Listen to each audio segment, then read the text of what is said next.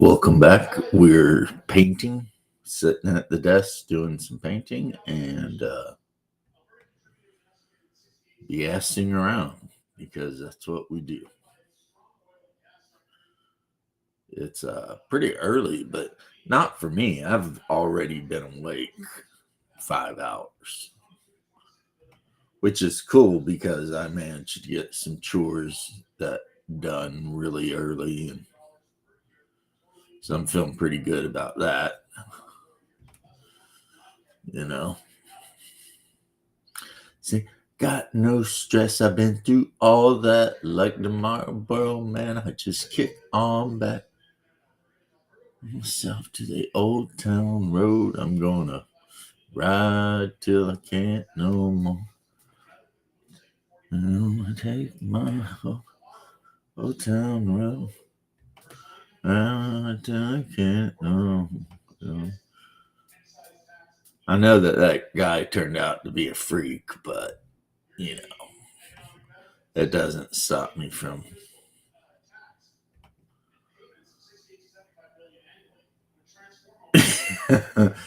Oh man, my brother sends me some memes. Ugh, that guy, freaking comedian. Speaking of the comedian, I found some STLs of the Watchmen,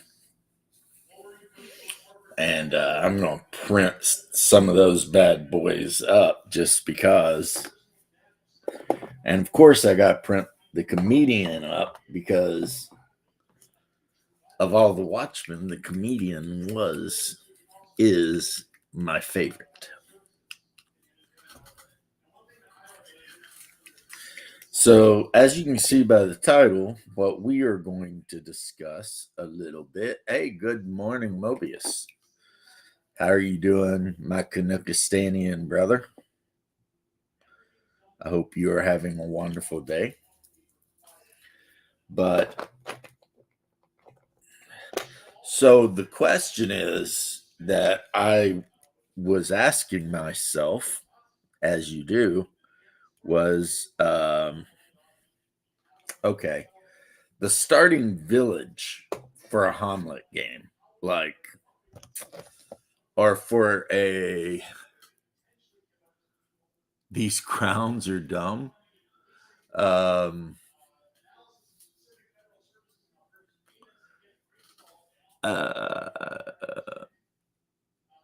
I don't know.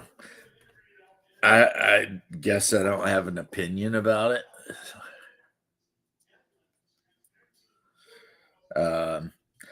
Now I have heard word on the street is that Will Smith likes pretty girls. I don't know if you've heard that. That appears to be a thing now. You know, his he really likes pretty girls. Everything is okay with me. I was just saying, I woke up about 5 hours ago. Picked up, mopped the floors. I mean, I vacuumed them yesterday. To be honest, between you and I probably could have vacuumed them again because my little puppy boy, he loves to floof fur everywhere. But I did my best. And hopefully, that's good. And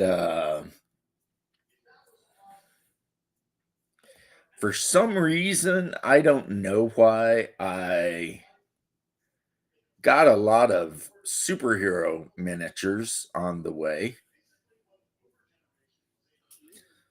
And right now, I am painting either Benny Gesserit. Of course, there's going to be details when this is done, or, could be, well, not in my game, there couldn't be any Sayadina because there are no Sayadina because all of the desert Fremen were genocided as far as everybody knows.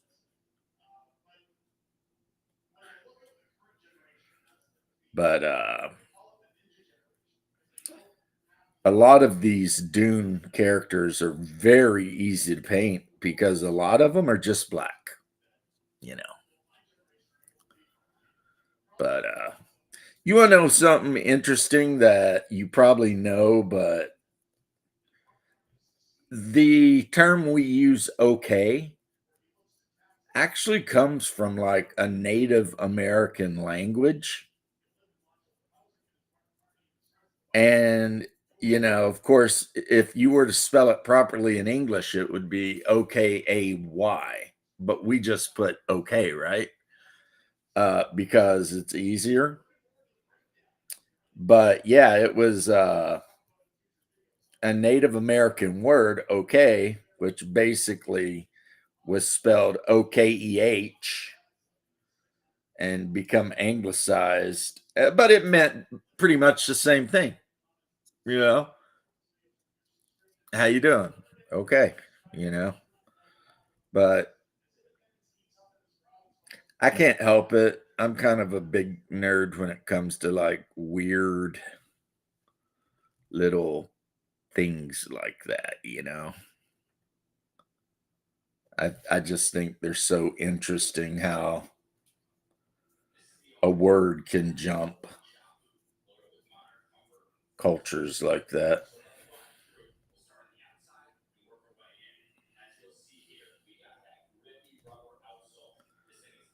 Okay.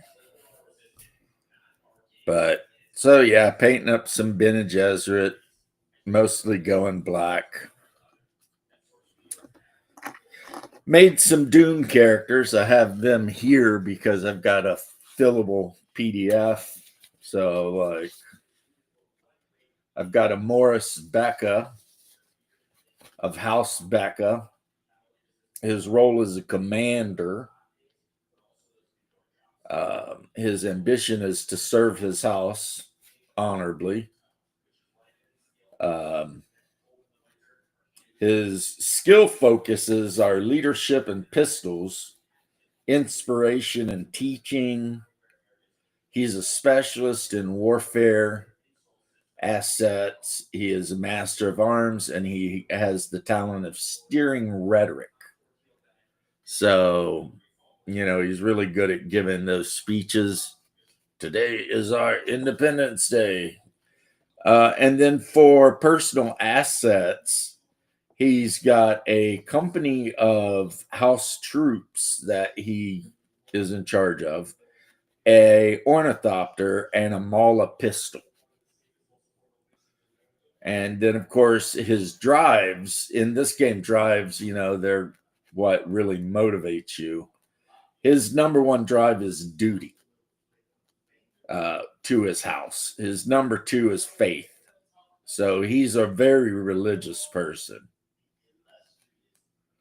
Now, his number three is truth, but his thing on truth is kind of wild because it's his statement about truth is the first casualty of war. So pretty neat. And then, of course, we've got a minor noble of that house. I don't believe in line for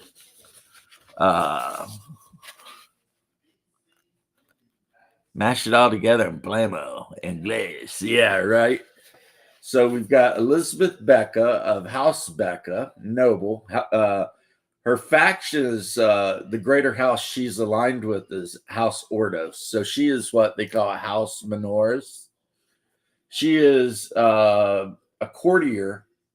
That's a personality trait, but also Bene Gesserit's sister. She is driven by her sense of duty and loyalty to both her house and the Bene Gesserit. So she's got dual loyalty. And she's dedicated to the Orange Catholic Church. She's happy that her family trusts her. For skill focuses, she's got a skill focus in short blades, charm and diplomacy, and musical instruments. She's got the voice and prana bindu training because of Bene Gesserit, and also subtle words. So she's really good at like putting ideas into people's head with like, without them knowing it. And her personal assets are a house shield. So wherever she lives, she's got a shield generator that will put a shield around the whole structure. She carries a personal shield on her hand and a botkin, which is a very concealable knife. Yep, early Sunday, doing a little live thing. Got the D&D game tonight.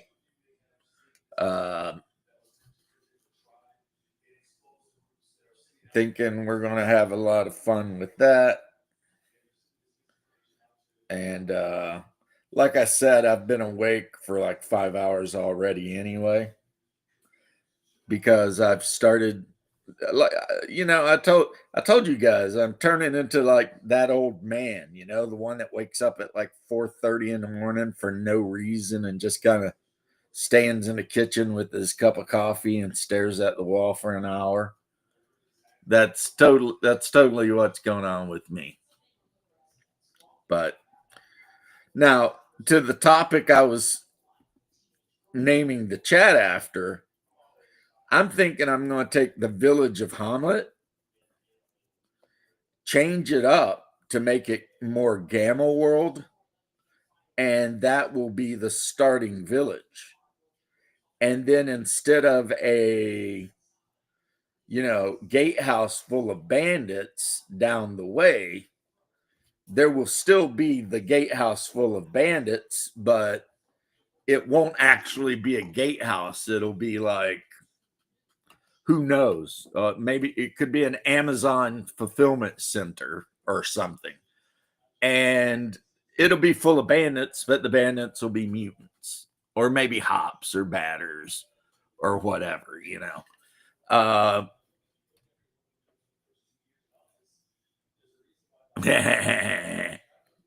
Well, I have, I can honestly say that I have absolutely enjoyed aging. Like, you know how people get freaked out about it? Don't bother me a bit. I'm all like, whatever. I mean, mentally, I don't feel any different. It's just that every now and then some things are just a little bit more difficult for me. But in my mind, I feel the same as I always did, I think.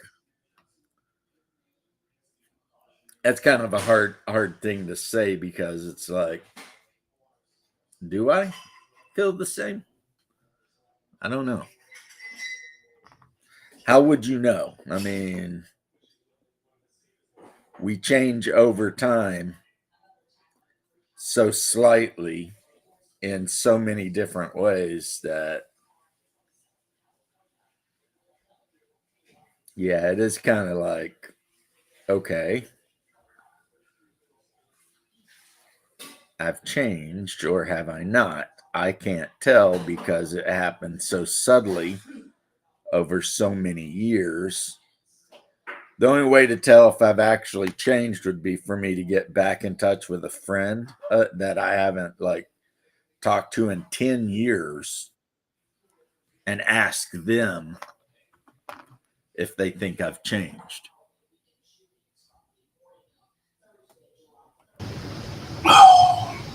Yeah. What's up, buddy? Get ready for church. Nice. Skipping Bible study this morning. Both just so tired. Yeah. I've been up forever too. I get up crazy early. I mean, I find that I kind of enjoy it now, Yeah, I get up every night around 2:30, 3 a.m. for an hour, lay back down, and then the question is, am I getting back up at 5 or 6, or am I just not going back to bed? See, I'm lucky lately. I've been laying down to go to sleep, and I have been staying asleep. I got You damn know what I cowlick. mean? So Ah, cowlick. I my got hair does cowlick. whatever it wants to do, man. Dang it.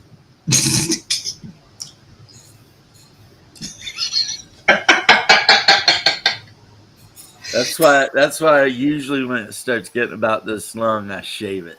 Yeah, Because I need to go get a haircut. I need to call my cousin and get a haircut this week. you know. I'm gonna have grandkids all week, so yeah, I knocked out a quick sub level to Bastion of the Boglings this morning to stick into my uh, barrel maze game I'm running. Yeah. I did 40 I enjoyed being 40. 40. And you know, so I mean, I know it's my Calvin. Now they're taunting me, pointing it out. It's gonna drive me crazy. Ugh. see, I got an answer to all that. I do too. It's called pomade.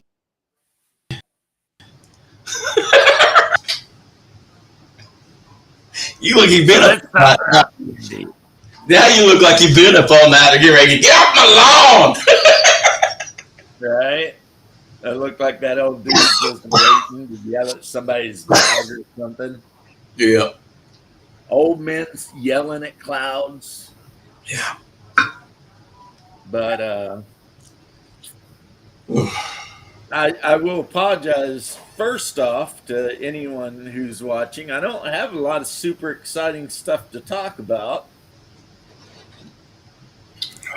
I'm just basically thinking I'll take T1 and convert it to a Greyhawk adventure. T1 was all that in Greyhawk, right? Or you mean Or you mean Gamma Oh, World? no. Convert it to a Gamma World adventure. Yeah. I think some good ones to do for that as well, or anything made for Star Frontiers. Just take out the spaceports, make them ruined, you know? Yeah. Yeah. And that's what I'm thinking. Like, Hommlet will be the town where all the people live. And anyone in Hommlet that's capable of being a spellcaster will just be a mutant. And then the gatehouse, instead of being a gatehouse, it'll be like a Amazon fulfillment center. And you know, instead of being full of mutants and all that stuff, I mean, Larolith may still be in there, and for all we know, may still worship some weird spider god. Because I mean, you know, it's all possible. But at the end of the day, Just replace it with some Thundar the Barbarian villains, dude. I made what was that one? Memtac is always a fun one to do. Memtac. Thunder the Barbarian villains, wouldn't that basically just be like techno mages? Yeah. We're making pure science and they call it magic, you know. Well, I mean, you know. Yeah, it wasn't Mentak. Mentak was just a brain in a jar that learned spells. He was a scientist from back in the day and learned magic all these years, going crazy. Well, I may in fact do something like that. I mean, the first adventure that they're going on has them leaving their safe, super hidden village and going out into the world for a week or two to gather supplies and stuff for the village. Oh, there it is. So it's like a rite of passage kind of adventure. Yeah. To see if they can, you know, survive and contribute to society. But if they're worthy. You should put in Frogtown, bud. Frogtown could be a thing because I have a shit ton of bullywugs. Bullywugs? Yeah, I'm getting ready to do boglings, which are just for bullywugs. Evidently, they redid Bash in the Boglings, which was a free.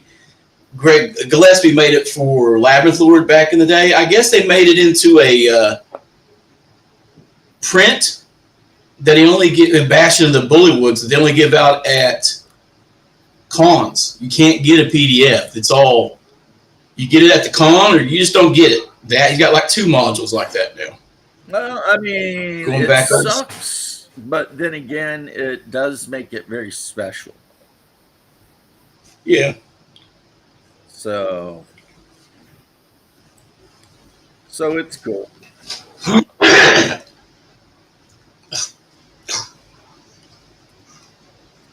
Got some House Warriors here. Close all. Or ask if you're using 2nd edition Gamma World. It's my favorite. It's the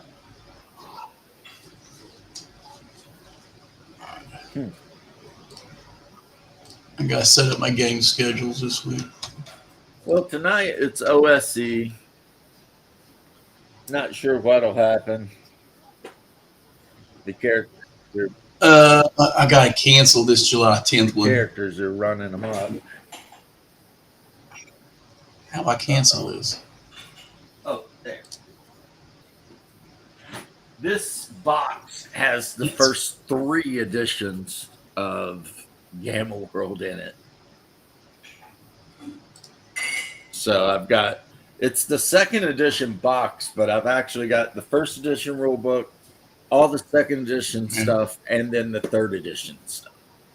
I do not like the 3rd edition stuff because I don't like the spectrum chart. A lot of people like the face rip system. Good for them. I'm not quite as whatever about it. So yeah, I gotta redo this. Okay. 1-page dungeons, man. I'm gonna turn this into probably 5 pages worth of information though. Yeah, I like those though. Those 1-page dungeons. Me too. They're really good. It's flexible. Yeah, because you can drop them in an adventure anytime, and that's cool. Yeah. Just going to upgrade Boglings to the Bullywugs, take out a few of these mini bosses I don't like, and replace them. I've got a few players that have been through it before, so you got to change it up. Yeah. And take the water weird out, put something in meaner. Right. Maybe add some more traps. I had an almost full wipe in Barrel Maze the other day. So we got 2 characters making new characters. So I think I'm going to throw in some boosting material in this little side adventure with a sub-level. Right. Maybe give them a base. If they convert this old Sanctuary of Solace into a base, I'll put some stuff in there that'll help them make up a level loss. I got differentials, like a 3-level gap now, and that's not going to work. A little bit of not very nice. Well, at least they didn't fall down a bottomless pit. They did. How did they get out? One of them did. Did they get out there? No. Well, 2 guys were tapping to the west, so 2 dudes went in by themselves, tapping ahead towards this pile of tablets. And one of the characters is like, I don't like that mirror on the far end of the room. I'm going to walk right up and throw my cloak on it. There's a bottomless pit right in front of it. So as they trigger the runic golem, he goes down the bottomless pit, and then they're like, what? And then their toughest dwarf tank went down fighting the runic golem. Because the cleric's falling into eternity. Yeah. Mungus went down the hole. Down the hole. See, that wouldn't be such a challenge to a lot of the characters in my group, because one of the clerics has the wings of flying, which she recovered from the Margles in lost to massage camp, and the other one has boots of levitation. So yeah, if he had any of that, I was trying to see if he had any potions of feather fall or if he had any way out of it. He's like, no. I'm like, well, you got time to think about it. And he's like, no, I don't have anything. Depending on how much water you put on you. His other character in Highfield has the wings of flying, but he carries that cloak in his backpack. He doesn't wear it. He wears Cloak of Elvenkind and keeps his Cloak of Flying stored in a backpack, even though they're in a place that has 300-foot deep pit traps. Well, I mean, you know, I'm like, that is a choice. It's a bad one. That's a choice you can make. No, the one in my group, she wears hers. So if she were to drop down a pit, she would just fly back up. Yeah, I think the biggest odds they're going to fight about in Highfield will be a Ring of Featherfall. Be like, I need it. It's a very handy item. You know what I mean? Yeah. Yeah, it's a 2 in 6 chance on the random pit traps. 1 in 3 for the 300-foot drop, but only 1 in 8 for bombless pits and barrel maze. Right. So, but this is part of the room description, and it was a pretty mean fight. And they're melee heavy, so every time they hit that runic golem, it created a random spell effect, and it was just eating them up. I was like, oh my gosh. Every time they hit it, glyph of warding. That is just unfortunate for them. That's all I can say. Yeah. It's a good fight. Not saying that they didn't deserve or whatever. I'm just saying, well, you know, it's unfortunate how sometimes luck just decides. They've been rolling over stuff, though, for a while, so I think they were due. Yeah. I always love it when the characters get a wee bit cocky, because that's when misfortune is right around the corner. Right.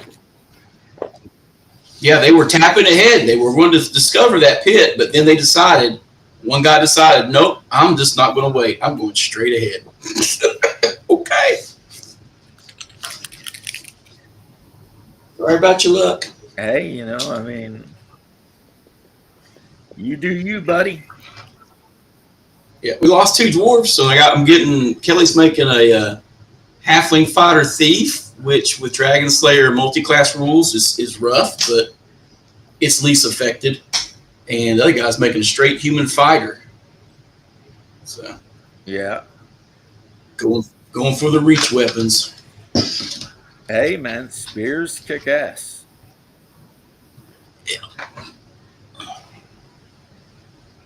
I'm surprised he didn't go polearm. They do more damage and have reach. I guess he's intending to get in base to base. Well, too. If maybe he's going to go long spear. Nah, it's just spear in there. Long spear will just be polearm in. Okay. In that. The difference is you can't use a polearm in base to base contact, but a spear has reach and can be used in base to base contact. So it's more versatile, but does less damage. So. Well, I mean, Stargrave? I thought Frostgrave looked cool. I bought Stargrave, and on my initial read of it, it's so weird how this happens with me.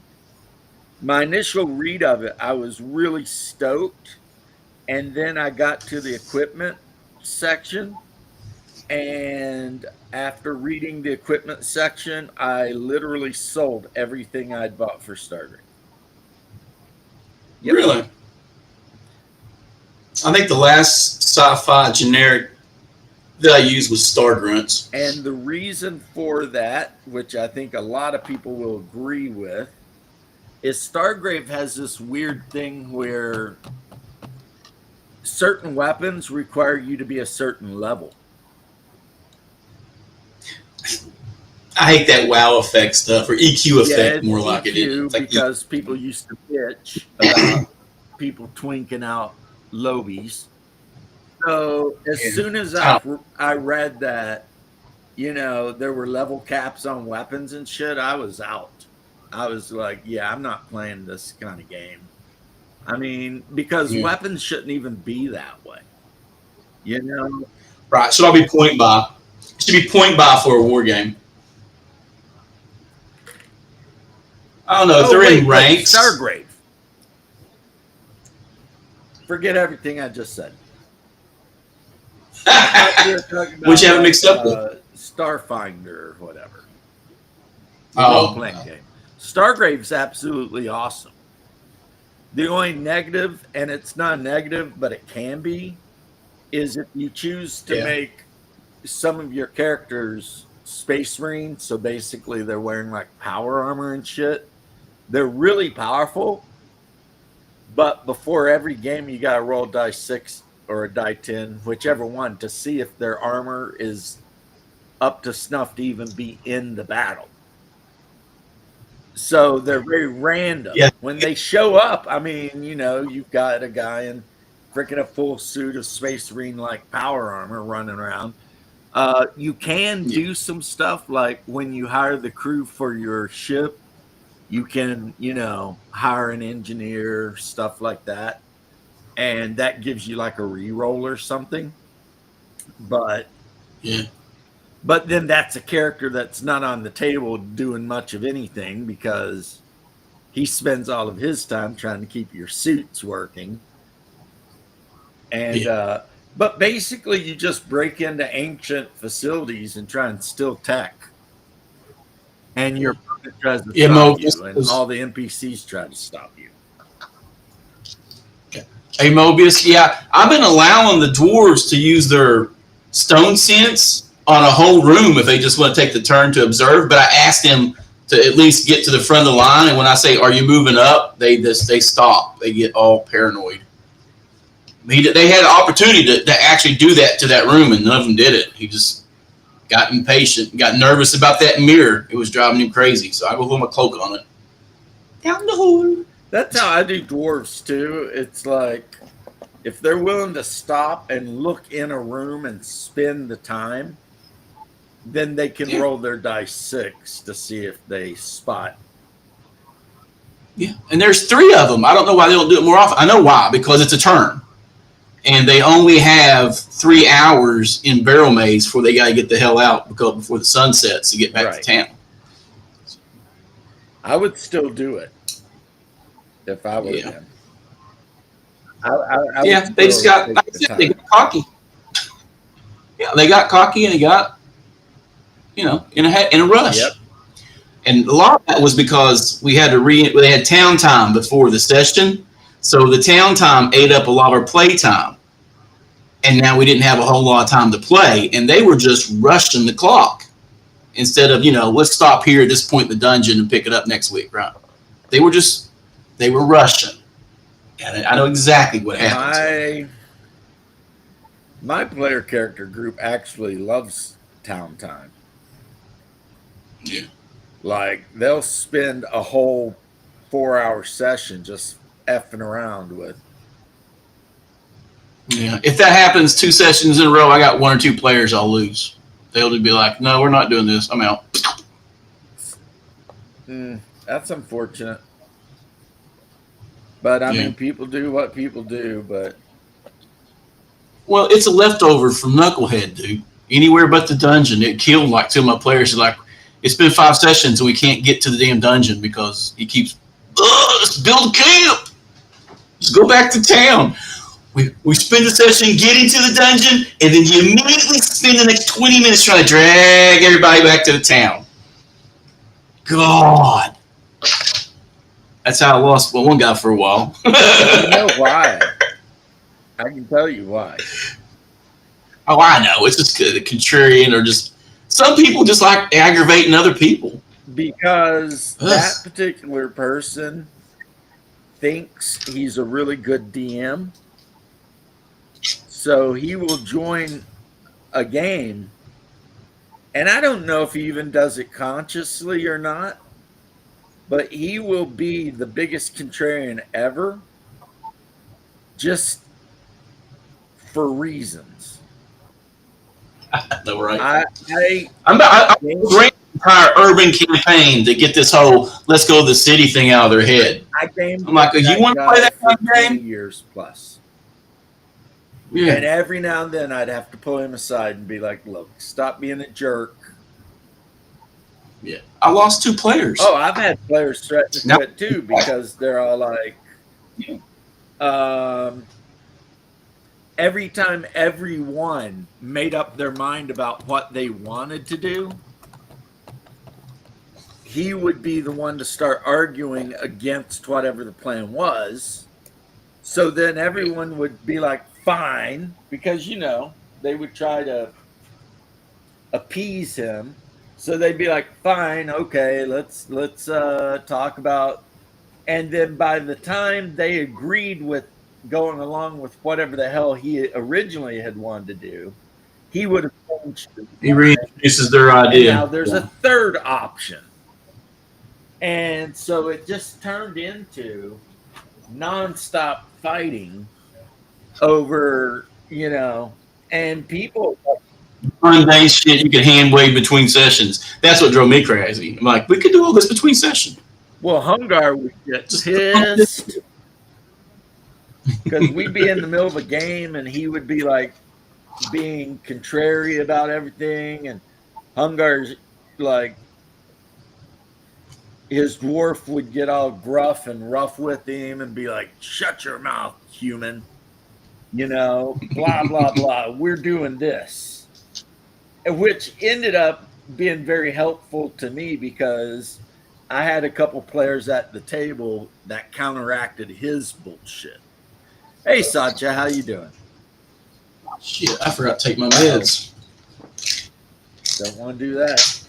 I like to take crap. I'm going to be taking Lasix right before I walk into church. Dang it.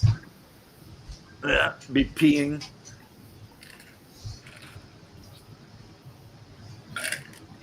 Walk into church and immediately be like, I need to go to the bathroom. I think, isn't it Lasix the one that like gets rid of all the extra fluid? How you doing since yesterday, Satya? Good? Uh-oh, we've got a bear wanting to join a stream. Here we go. You don't have to let me if you don't want to. Jeez. Boy. Oh, boy. Yeah, but I clicked the button, so obviously you know how I feel. Obviously. We've come to the conclusion that I provide some benefit this morning. Very good. Carry on. No, even if you provided no benefit, I'd still let you join. Well, that's a waste of time. There's someone else out there who could take my place. No. You're the one and only. Often imitated, never duplicated. Understood. Yep. He's fucking Canadian. There's plenty of Canadians out here. Like, as many Canadians watch me as Americans do. I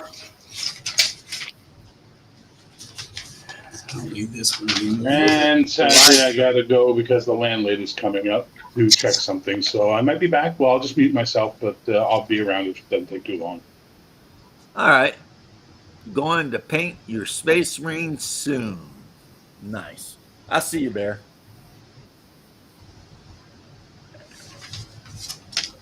But, and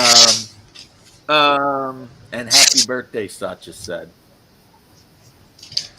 What Space Marine chapter have you decided on, Satya? Oh, just paint them fun colors. That's my favorite. My buddy's got a purple Space Marine arm called the Grapes of Wrath. I think it's so hilarious. Well, yeah, you can just invent your own chapter and do whatever you want. You don't gotta. The Grapes of Wrath. I've got a purple one called the Sons of Rylanor. And they're Primaris Legion. And people who really know the lore, they figure out who they are. Which is basically they're a chapter of loyalist Emperor's children. That's good.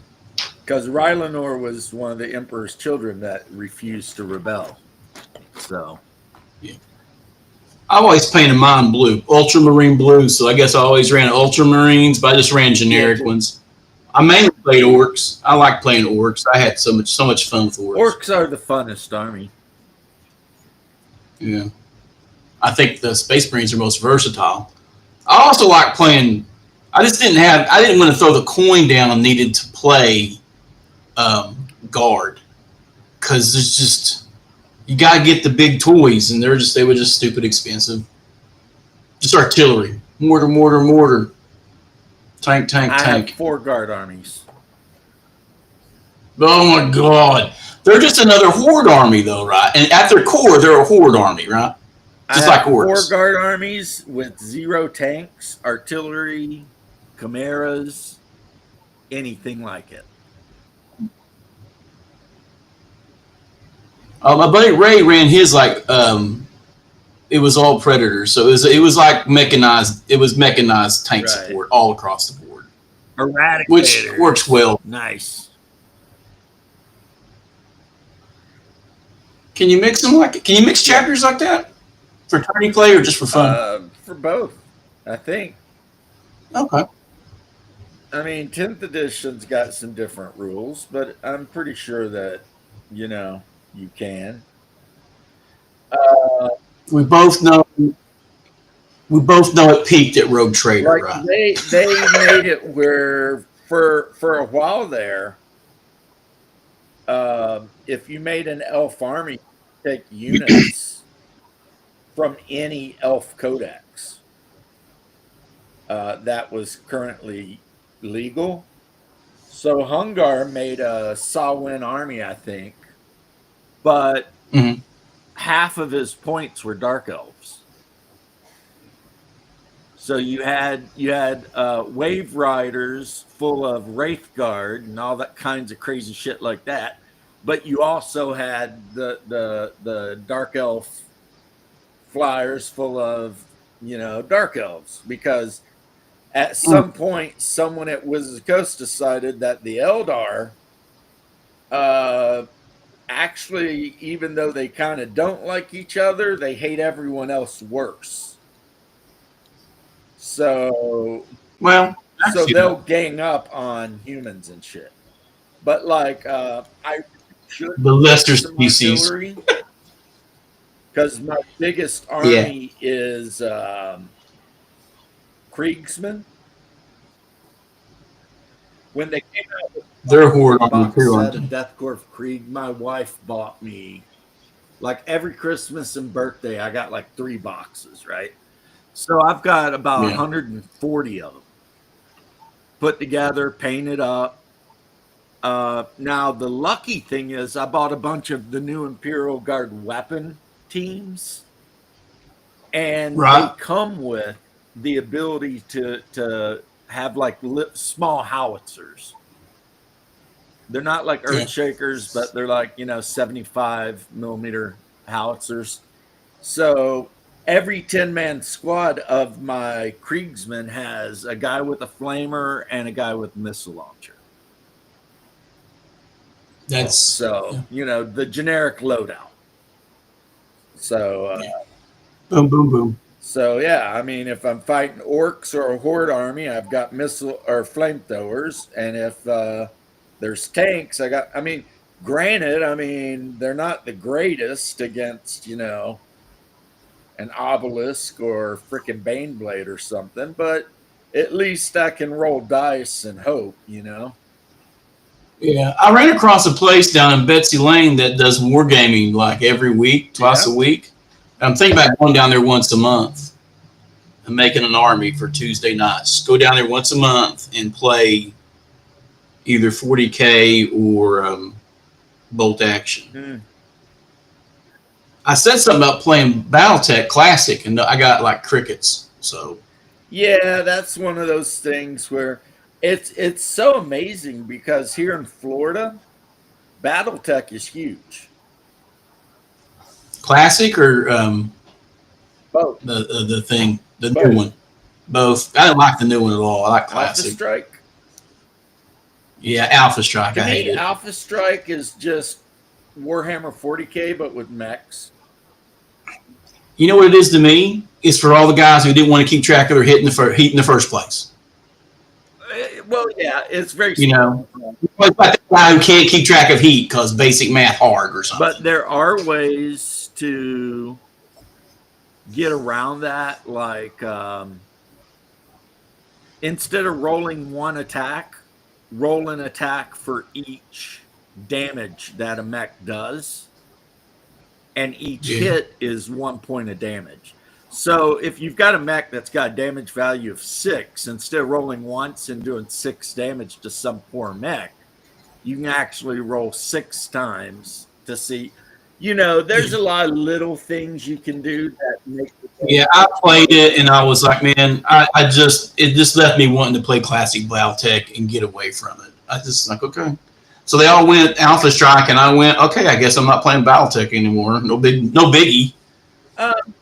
Whenever I get into Glut, where I'm just too stubborn to do other systems, I just read more. I don't understand that because I absolutely love both. Yeah, I just test a new one. I mean, people decide not to play classic Battletech. I mean, sometimes, you want that 4-on-4 duel, you know? Like, Hungar is on board with you. Not a huge fan of Alpha Strike. Even though I've tried to get him into it, he's like, I don't know, whatever. But he is constantly talking about when he comes down how he's going to challenge me to a lance on lance rematch because, to be fair, he needs a rematch since he got,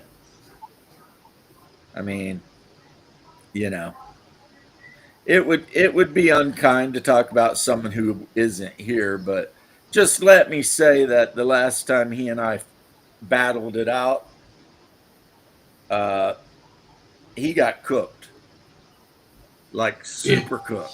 I sent him a freaking link, but he's probably asleep, the bastard. But I got a buddy that hasn't played in forever, but he's a 30-55 kind of guy, and we always had an argument of the Thunder versus my Grand Dragon, and he said it was always the Thunder would always win, and I whooped his ass with the Grand Dragon because I could just run away. I kept him at range with that PPC till he's out of all can 20 ammo, and he goes, "It's a draw." I'm like, "You're out of ammo, buddy. It's just a matter of time." No, it's not a draw. I'm getting ready to run up on you, and I'm out of LRM-10 ammo, but my PPC going to go all day, baby. Bang, bang, bang. Yeah, you know? So that's what I've like when I've explained the game to people, and they're like talking about how much they love the king crab, and I'm like, an Atlas will eat that thing alive because it'll stand out range of the AC-20s and just be like large laser, LRM. You know, it's like it depends on your terrain too, and you can get too lucky. You got people who insist that you can't lay down another map, you're going to be in a problem because they'll just back up to that's the same mindset that backs their back up to the edge of the map and says, "That's it, I'm standing here the rest of the fight until I'm out of gauze ammo." I'm like, flank his dumb ass. Yeah, well, I don't ever have an issue with that because I don't use anything past the 30-25 TRO. We'll play 30-50. My guys like 30-55 a lot. They still haven't figured out that the single engine, the old school engine is superior to the XL because once you use the torso, you're out. And I can still be doing fire support or threat. Yeah, I mean, if you want to, for some reason, front load damage on a mech, then you take the extra light engine. But you have to accept the fact that when you run up on the enemy, after you unload your damage, there's a really good chance that you'll be packing it up. You know? Yeah. Have you played much with the floating crit? With what? The floating crit. So when you get the center torso crit, you reroll location. It's not always the center torso. You reroll random location for the crit. I've never played that rule. That changes things because then you get more engine hits. and these gauze monsters that start to explode more often because one hit on the gauze weapon and boom, baby, 15 points. Which is exactly what they deserve for bringing a gauze rifle. Yeah. But I like the floating crit rule. I tried it once, and it changed the game dynamic. So it made cluster munitions at range and autocannon 2 heckling pretty awesome. Well, that's cool. But no, when Hungar and I play, we generally just play straight up, standard 20 or 30-25 rules. I mean, we use some of the more advanced rules like indirect fire and stuff like that.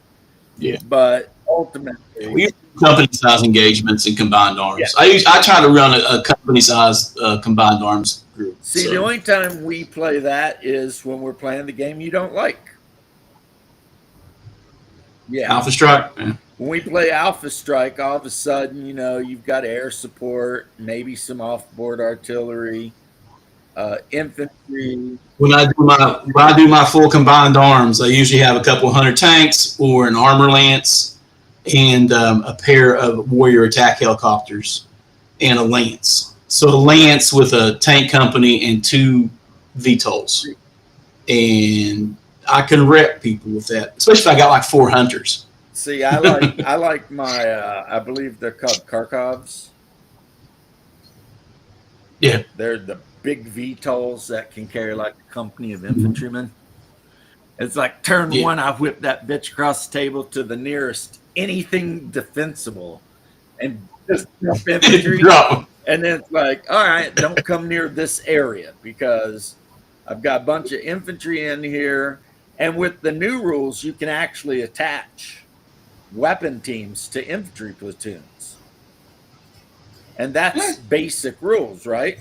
So you can hire a infantry platoon equipped with, lasers or whatever, right? And then you can attach a medium laser weapon team. So they actually have a little bit more range they can strike out to. Basically like an autocannon 5 anti-tank gun or something. Much. And that's what, on the base, that's what it looks like. You got a bunch of tiny little guys standing around, some kind of house. I always do SRM infantry. I usually use SRM infantry, but if I'm doing horde defense, then I use a lot of rifle infantry. Just have them everywhere. Call fire all the time. I usually do rifle infantry a lot because they're cheap. Yeah, they're so cheap, like 7 points. It's 7 to 14. It's stupid low. And then if you stick them in hardened buildings, it's like good luck getting out of there. No, I got some guys that always have infernos. Well, I mean, if you got a firefighter on the table with all the machine guns and flamers, I mean, you got to deal with that shit quick because he'll eat your infantry alive. Yeah, I've been doing that with my dervishes, dude, where it's got 2 tons of SRM ammo. I use regular and 1 ton of Inferno. It always has Infernos on it. That's why which comes in pretty handy. A lot of people complain about the 30-25 mechs. And the big complaint is, they suck. I mean, it's like, this mech is trash, blah, blah, blah. It's got 2 machine guns and this, that, and the other. And it's like, because they were designed for combat arms. Combined they weren't designed for the way we play, which is a lance versus a lance. Right. They're made for actually conflict. These things were designed to actually deal with a multitude of targets. I like dervishes too.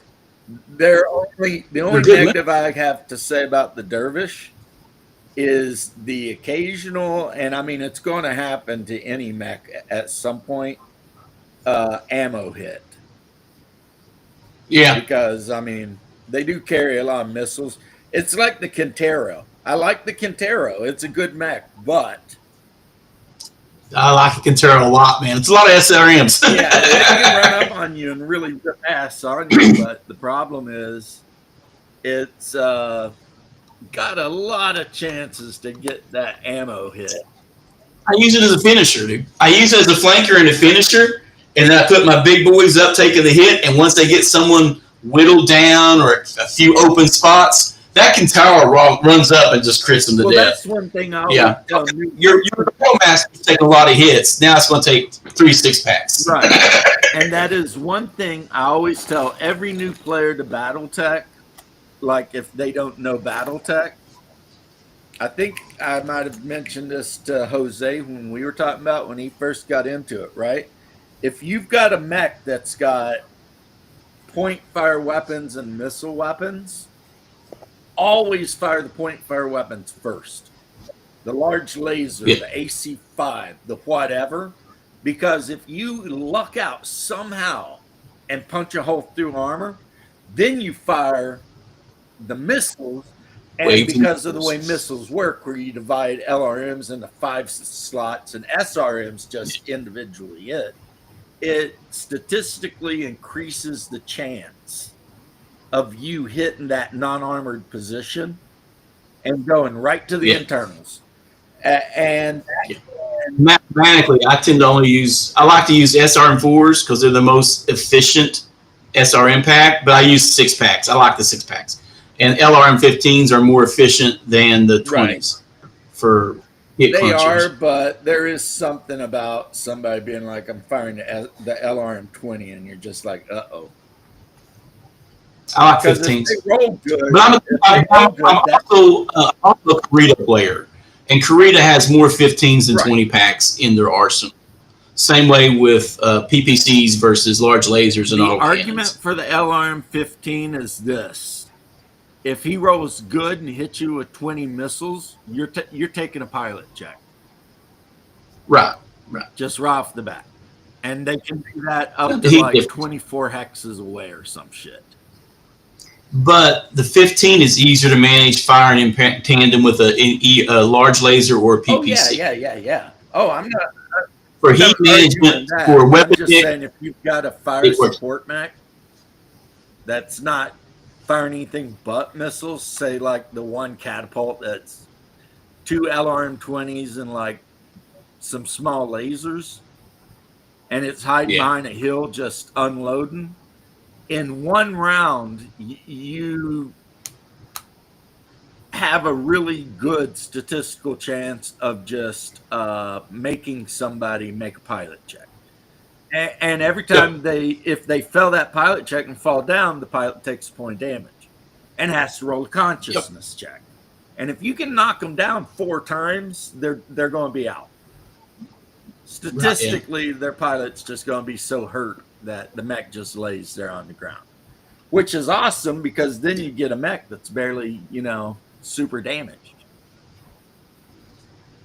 Good salvage. Exactly. Good solid salvage. I'm going to pop off. I'm going to get ready to go to church, sir. Take care. Take care of yourself. Yep. A little. You know what? Bear wasn't here for it, but every stream we have to have a little BattleTech talk. That's just the way it is. And of course, I play BattleTech 100% by the use of statistic. So for me, BattleTech is basically all about the math, baby. All about the math. Everything I do in BattleTech, I'm doing statistics in my brain. Odds. What are the odds of this thing happening, right? And as a result, I have had quite a lot of success at BattleTech. Just because I've been so, the way I've been about it. So, and that is BattleTech. Unless you're playing like the new BattleTech, in which case then everything's I have 4 different armies. Yeah, I have 4 different Imperial Guard armies, and not a single one of those Imperial Guard armies has tanks because I sold recently all of my tanks, which was 9 Lehman Russ tanks, 6 chimeras and a Baneblade. They were all sold. And I also, in another event, sold my Knight Army, which was 4 Imperial Knights and like 3 Armigers. And the next thing I'm going to sell is a Death Guard army, which also comes with a bunch of plague demons and all that kind of shit, and a great unclean one. So, I mean, a big army, you know. Now, I may take some of my unpainted Mark 6 Space Marines, because I've got, I don't know, about 120 of them, the brand new Mark 6s, and paint a bunch of them up like the Death Company. So, you know, that weird green with the white shoulder pads.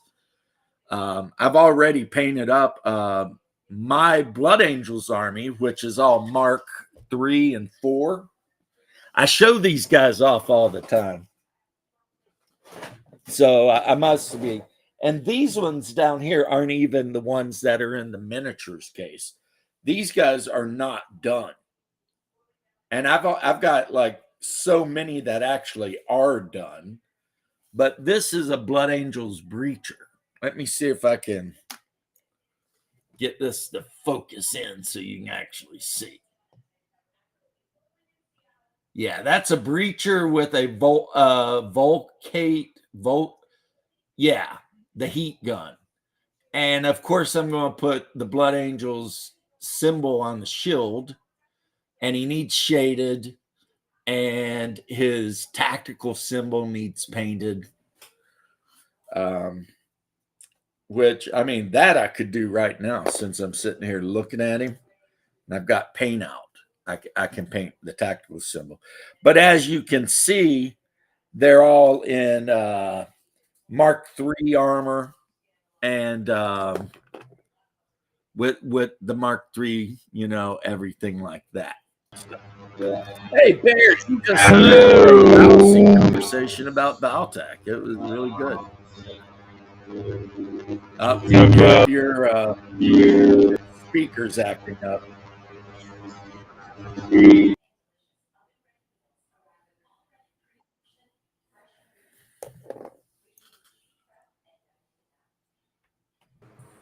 How about now? Perfect. So what did I miss a rousing conversation about? Battletech. Oh, fuck my life. You know what? My day will now be incomplete until I go rewatch the stream to see the in-depth discussion about clearly my favorite miniatures game in the world. Well, since you don't like any miniatures game, that's saying something. It's not true. I used to love Starfleet Battles and Full Thrust.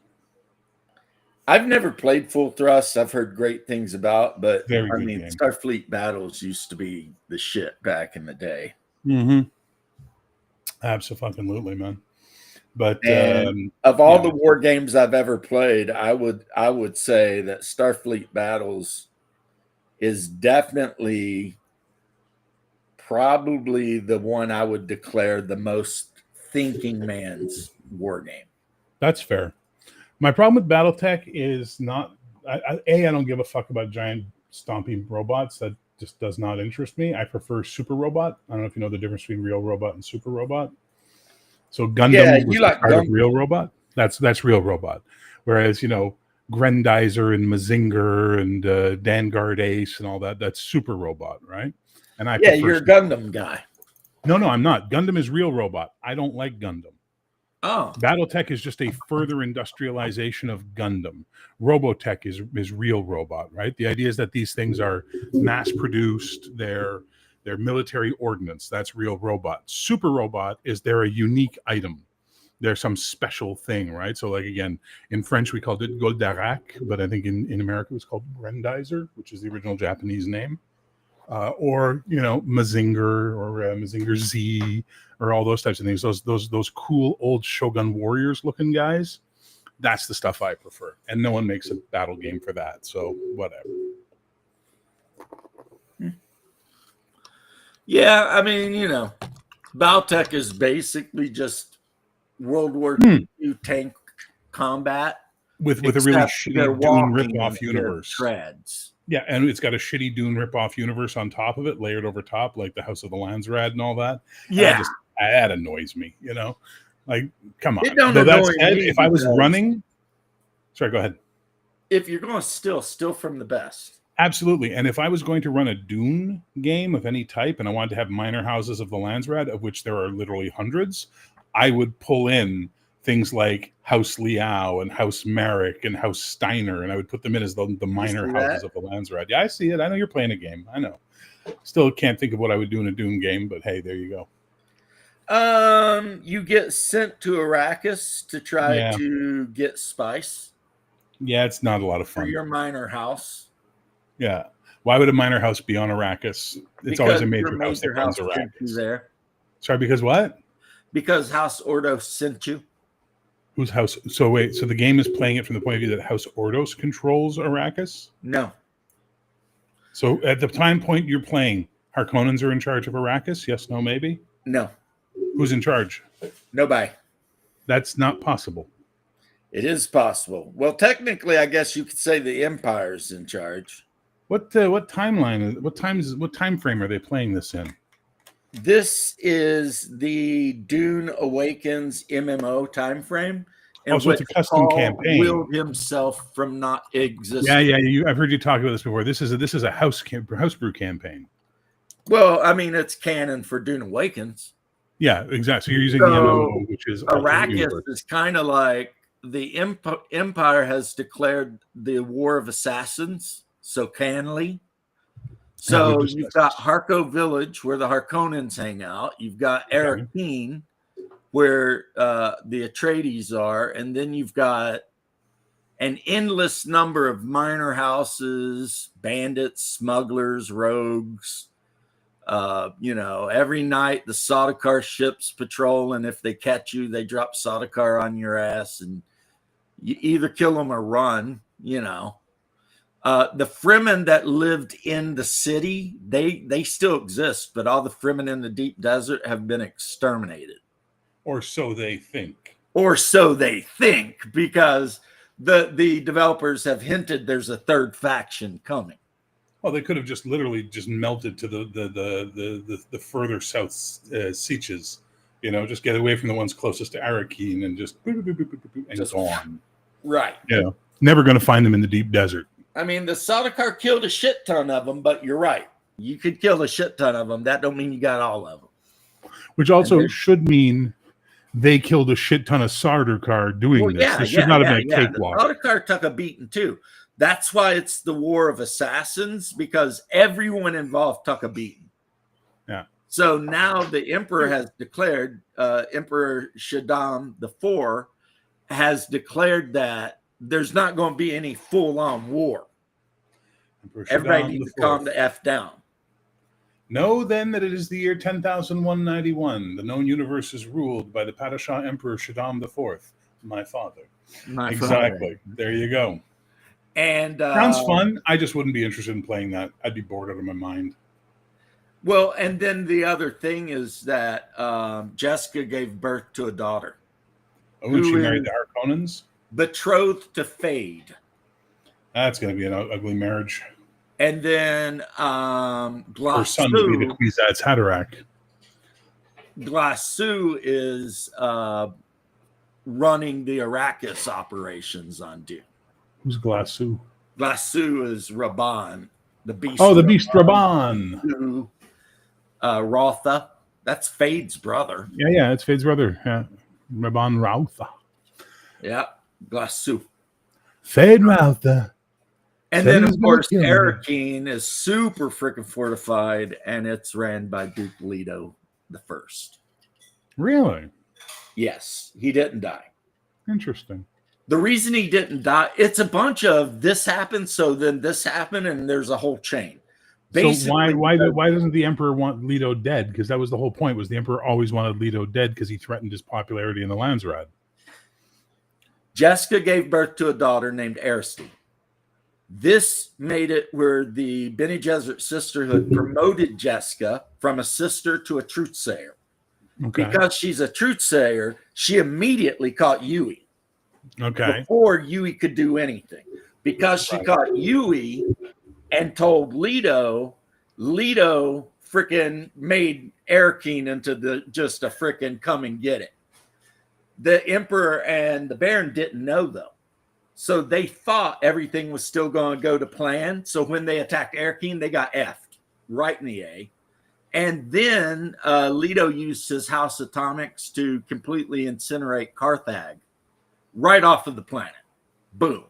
At which point the Emperor was like, this total war thing's not working out, because a lot of the houses of the Landsride are starting to show a little bit of, sympathy towards Leto. And so let's all just calm down a little bit, Mistakes were made. Things were said. Let's just calm down. Think about it for a minute. And but Canley is in full effect. So it's the War of Assassins. That makes sense. Still not of interest to me, but sounds like you're having fun. We aren't playing it, but I'm having a lot of fun thinking about it. Just because, like right now, I'm actually painting rabbits. Except these rabbits got, weapons and yield signs for shields and, because they're hoops. Fair. Which is, a GAMMAWORLD monster whose physical mutation is if they touch anything made out of metal, they can turn it into rubber. Which, I mean, you want a player to hate you, have a hoop touch their freaking favorite thing and turn it into rubber. Like, hey, that assault rifle you found recently? Yeah. It's Gamma. Is that GAMMAWORLD? Yeah.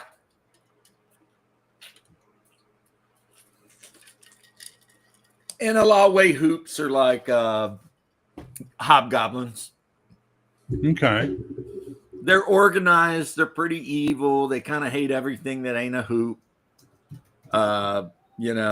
They might form an alliance with some powerful other group, but it's never going to be a friendship alliance. It's always going to be a kind of a non-aggression pact until one of them decides to betray the other. So, yeah.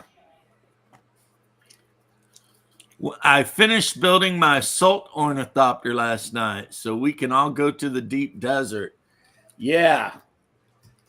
We can go to the PvP part of the deep desert where the Harkonnen and the Atreides fight, Windrunner.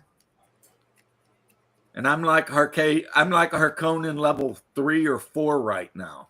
And you're Atreides. You'd probably beat my ass, but I have to tell you, I've gotten really good as a sword master these days. Shields aren't nothing for me, boy. I run up on somebody with a shield, I'm like, you might as well not even have one. As a matter of fact, I cleared a high-level research station. I didn't even have a shield. I went into the research station. First thing, my shield broke. I still cleared it. So, I was pretty proud of myself. I was like, hell yeah. I mean, of course, after that, I immediately went home and made myself a new, Holzman shield, though. Because it is much easier with a shield. I mean, it's hard without a shield. You got to be slick. I've also got the special sniper rifle that was designed by Thufir Hawlett. The one that fires the poison bolts that explode when they hit a shield. So even if the bolt doesn't go through the shield and hurt the person, the poison gas will. But James, what if I max my defense? I don't know what you're talking about. What do you mean?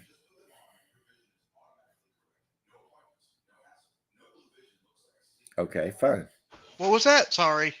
I said I don't know what you're talking about. What do you mean? What if I maximize my defense? Then would it help with your sword?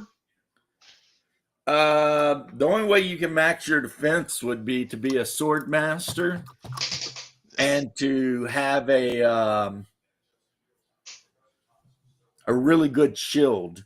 As soon as I get myself some of those damn crystals so I can make duralloy, I'll be able to make a tier 5 shield, at which point I will run amok. Fair. For real. The reason why I said that, there's an anime called I Don't Want to Get Hurt, so I'll max my defense. Yeah, I know that anime in real life. It's called My Buddy Tony. In every single game we play, no matter what game it is, he maxes his defense. I think it's because maybe when he was in school, he got beat up a lot. Hey, I like playing the tank. Tank's fun. My shield means nothing to your drill shot. That's true. That's true. Drill shots are no good. You get to see one in the 1986 movie when Duncan, Idaho gets shot in the face by that drill shot pistol. So how you doing, Bear? No good. Life is a dream. Can't wait to wake up. Life is a dream. Life could be a dream if I could meet you up in heaven up above. Yeah, no. It's 2025 has been one hell of a decade. You know what you want me to say? One hell of a decade. Right? It feels like it anyway. Oh, well. It is what it is. It is what it is. SOCKS. As my Puerto Rican buddy would always say. It's funny. I was listening to some new music, current stuff, and I think I made it like a half a song in before I'm like, fuck this. This is shit. I'm going to go listen to Ram Jam, Black Betty, and feel better about the world. Don't blame you. What is this garbage these kids are listening to today? Like, it's not even like, these kids today don't know rock. It's like, this is just manufactured garbage. Yeah. Well, I mean, something is wrong with life when Taylor Swift is a billionaire. You ever see the pictures of Anton LaVey's daughter? Yes. Her and Taylor Swift look an awful lot alike. I'm just saying. Just saying. Yeah. There are similarities, and what is it with every concert I see is got some fucking satanic ritual in the middle of it now? That's the new thing that pop rock is doing. They're I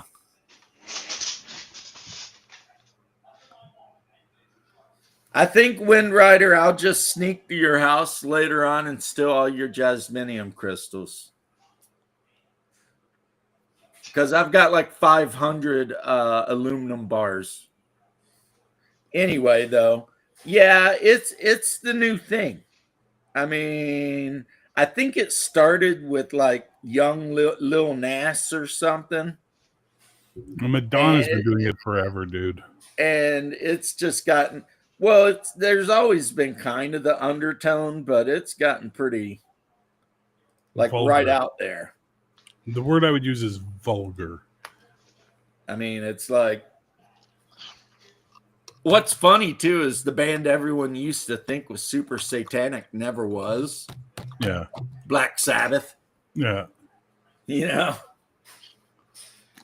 I think we talked about that one time. I was watching the autobiography where they're interviewing all the members of the band, Ozzy and whoever, the living members. Yeah. And even Ronnie James Dio they had on interview, and they're like, everyone thought we were like satanic, but we never were. It's like, did they not notice we were all wearing big crosses? It's like that's not very satanic, I don't believe, when you're wearing a big, Catholic cross. And it was just like, But apparently the mistake was there was a British band that had a name that sounded very similar to Black Sabbath. And they were riding hard on that, devil worship, black metal thing. And somehow or another, it just got... They got mixed up. It got mixed up. The first performance Black Sabbath ever did was at a Catholic church. And that was in the thing. And they said the priest was like, wasn't the music I expected, but I have to admit I liked it. You know what I mean? So it's like... That had to be a pretty interesting concert there. I mean, they probably did, I don't know, their early stuff, Paranoid, NIB. Geesh. Exactly, yeah. That'd have been some crazy shit to listen to. Ozzy was married. Garden of Eden by Iron Butterfly. Yeah. Wait a minute. But he was so sounds drunk, like either rock or I got it, Avita. Yeah, exactly. It's like it's yeah, exactly. You're talking about The Simpsons, though. Yeah. Wait a minute. That this organ sounds like player's either rock going or on. roll. And that poor old lady. Exactly. Yeah. Oh, baby, take my hand and walk with me. That song's like 15 minutes long. It can be. There's extended versions of it. There's And also radio. when they made it, they were seriously effed up. I believe it. Like, well, that's why it's in A-Gata-Da-Vida, because the guy was so drunk he couldn't pronounce In the Garden of Eden. In the Garden of Eden, baby. Yeah, he was so freaking tweaked. I believe it. Now, real tweaker back in the day, my pops went to one of his concerts, was Eddie Money. Oh, yeah. He said he saw Eddie Money literally fall off the stage, and security had to run and put him back on the stage so he could finish the set because he was just like so high. He had no idea what he was doing. One of my radio teachers told me about when he was in the 70s, when he was a young man. He and his friends were living in Vancouver, and they decided to drive down to California, and they were going to go see what's his name? I get by with a little help from my friends. What is that? Cocker. Joe Cocker. They were going to go see him live, right? And he goes, so we get there, we're really excited at the club. The band comes on, they start playing, no Joe, but they're playing for like 20 minutes. Finally, Joe staggers out on the stage. The audience explodes. He grabs the microphone, vomits, and passes out on stage. Stage hands come out, pull him off the stage. The band plays for another 20 minutes. Yeah, there you go. That's that time of rock and roll, baby. It wasn't just rock and roll back then, though, because George Jones had a reputation for like selling out a concert and then just not showing up because he was an alcoholic. You know what I mean? So he'd be so drunk that he just couldn't even perform. I believe it. They used, no show George, they used to call him. Wow. Because, I mean, if you bought a ticket to see George Jones, it was like the lotto. You were taking your risks because there was a good chance he was not going to be there. Well, that's because in the old days, they didn't do concerts to make money. They did concerts to promote the albums where they made their money. Now, with the iTunes and the Spotify and all that, they don't make money off the albums anymore. So they make money off of the tours, which is why concerts are so fucking expensive now, is because that's how the artists make their money, right? I watched the most fascinating thing on YouTube. It was a guy breaking down the Taylor Swift thing that happened with Ticketmaster. It was abso-fucking-lutely the best 20 minutes of my week that I spent watching something informative, because he really broke down what Taylor did, how the scalper market turned it around, how Ticketmaster warned her not to do this, but she was being, I know what I'm doing, and I'm telling you what I want to do. and it just blew up in her face. And as a result, she made millions. The scalpers made billions. Literally. You know, I would take that deal, but I'm poor, so Yeah. you know, you offer me millions, I'm like, yeah, I'll take the millions. You know, Well, one of the things she did is she made sure her ticket prices were low. So floor seats were only $400 for her show. I know, only $400. that's not low. No, today's market, it is. And when you're Taylor Swift, it really is. But what happened is that these scalper organizations, these online resellers, what they do is they have bots. So the minute the tickets go on sales, their bots just bombard the fucking system, buying up all the tickets they can and then reselling them. So some of these tickets were reselling for like minimum $2,000, $3,000, some as high as $5,000 to $10,000. And all of her shows were sold out. You know what's good about being a crusty old bastard like myself? You hate going to live shows like I do? Yeah, and there's no one currently alive that I want to see. The last live concert I went to that was a big name, and this will give you an idea, was Rolling Stones' Steel Wheels tour. And watching them then as a bunch of 50-year-old men on stage was really, really bad. The last live show I went to was free because my brother won the tickets and gave them to me, and it was The Cure.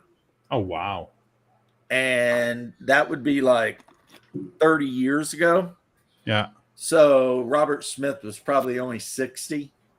Only 60. You know what I mean? He's not that old, dude. It was Robert Smith is currently 66, so he would have been in his 30s. Right. But I mean, but it was, I don't know if you remember, because you can't even hardly find songs from this album on YouTube, but they put out an album. It was like their last album they put out, and it was really kind of dark, and you know, like it had a lot of really dark songs on it. Yeah. And but you never hear any of those songs anywhere, you know. It was a good album though. I owned it. I mean, you know, it was a good album. Nature of the beast, man. Nature of the beast. But of course they did all the ones that, you know, we actually were there for. So, you know, we got to hear Forest, we got to hear Pictures of You and Boys Don't Cry. And so I'd want to hear Boys Don't Cry, Friday I'm in Love. Of course. Fascination Street. Close to Me, Fascination Streets. What's the Cats?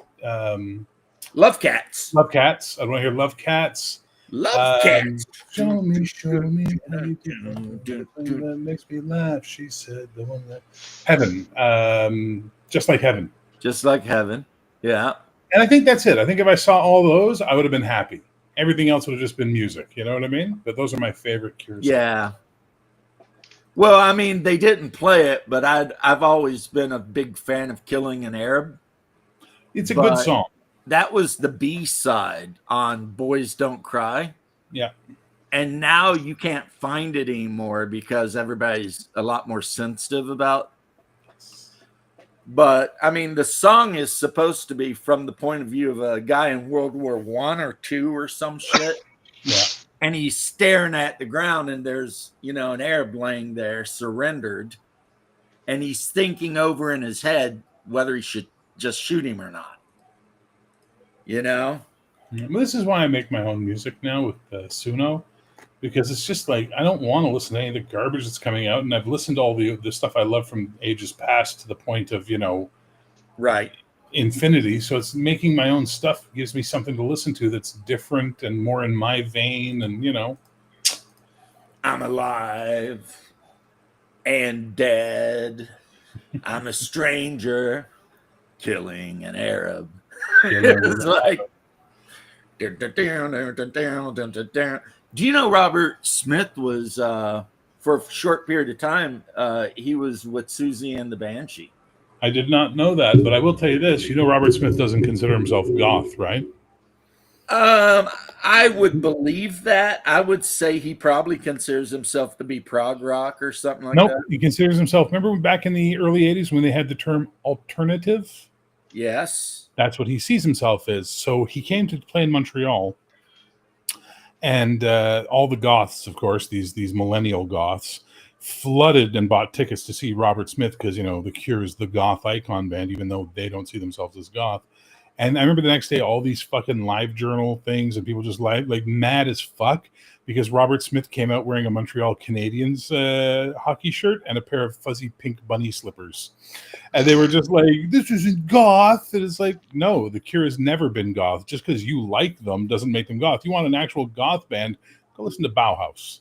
Oh, no, wait, they didn't stay Bauhaus. They became, what's it? Is it Love and Rockets? Yeah, I think they became Love and Rockets, you know? So And then there's no fucking goth bands until you start making them in the 90s, you idiots. And then Peter Murphy went on just to do his own shit. You know what I mean? The Smiths You are know, not goth. They're Cuts just like a depressed as knife and fuck, all that. you know. And Sisters of Mercy, they were very much industrial rock. Yep. So Nine Inch Nails, all of these bands that the goths love need to understand that they're not goth bands. We don't start seeing real goth bands until the 90s, and even then, they're like not that goth. Theater of Tragedy and shit like that. Oh, okay, look, we're talking about bands people have heard of. You know what I mean? As opposed to niche bands. It's like Evanescence. No, because they love Evanescence. I agree with you 100% on this. Because it's like you can be goth. That doesn't mean you listen to goth music. Exactly. Right? It just means that you're in that scene. But because I mean, if you're like, I'm goth and I'm into sad music, and then you put Boys Don't Cry on or Love Song or some shit like that, it's like, or close to you, which is like, exactly. Like, come on, man. Like rationalize that ding ding ding ding ding ding of Boys Don't Cry. Rationalize that in your goth head, fucker.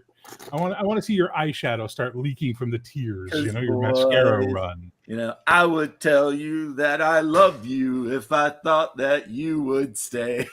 Yep. I know I've said too much, right? I mean, it's like that's a love song. And Love Song is a love song. It's just, you know, no matter where you go, I will always love you.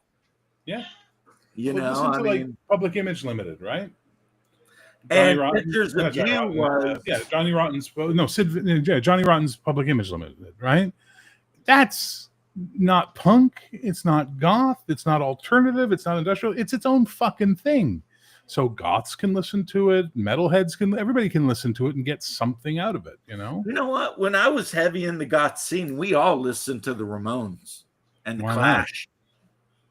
Huh? I said, why not?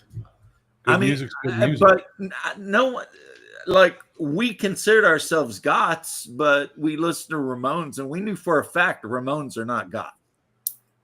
I told you the CBGB story, right? You told me that the guy thought they were there to beat him up.